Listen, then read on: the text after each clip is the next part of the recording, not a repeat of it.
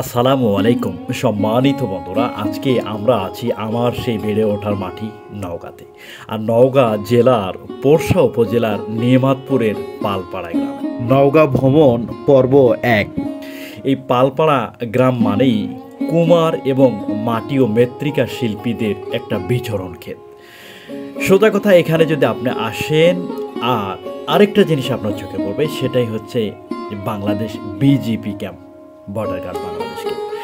এখানে একই প্লেসে দাঁড়াই থাকে আপনার দুইটি দেশের নয়নাভরাম দৃশ্য চোখে পড়বে।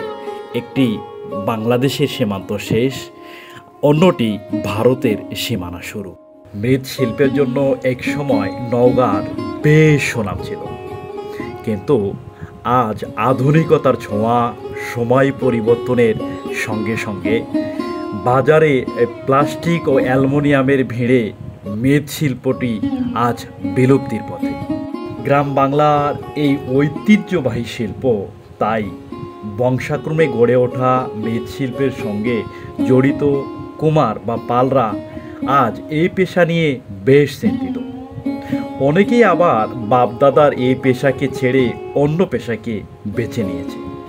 অনেকে আবার এই পূর্বপুরুষের এই ঐতিহ্য এখনও ধরে রেখেছে।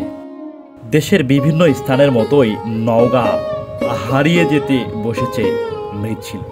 বদলে যাচ্ছে কুমারপাড়ার পুরনো দৃশ্য। এক সময় এ শিল্পের কারিগররা দিনরাত ব্যস্ত থাকতেন। সময়ের পরিবর্তনে কুমারপাড়ার চাকা আজ আর তেমনটি ঘোরে না।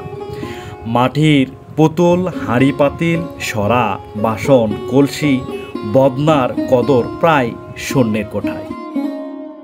এখন আমাদের চোখে যেগুলো পড়ছে সেগুলো হচ্ছে মাটির ব্যাংক।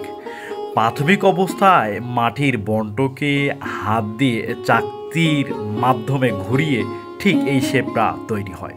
আরও যেগুলো নয়নাভ্রেম দৃশ্য চোখে পড়ছে, মাছ, কয়েলদানি এবং অনেক কিছু আসবাবপত্র।